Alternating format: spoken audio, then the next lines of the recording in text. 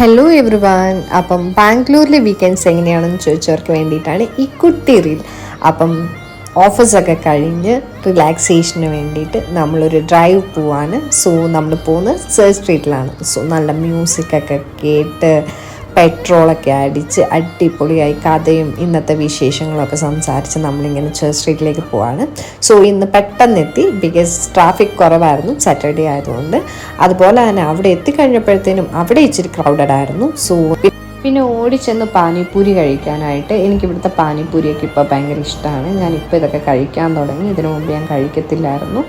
So അതൊക്കെ കഴിച്ച് അതിന് ശേഷം ഇങ്ങനെ അവിടെ വെച്ചിരിക്കുന്ന ഡയറീസും കാര്യങ്ങളൊക്കെ കണ്ടു. ഭയങ്കര അട്രാക്റ്റീവായിട്ട് നല്ല ഭംഗിയുണ്ടായിരുന്നു കാണാനായിട്ട്. അപ്പം ഞാൻ അതൊക്കെ ഇങ്ങനെ നോക്കി.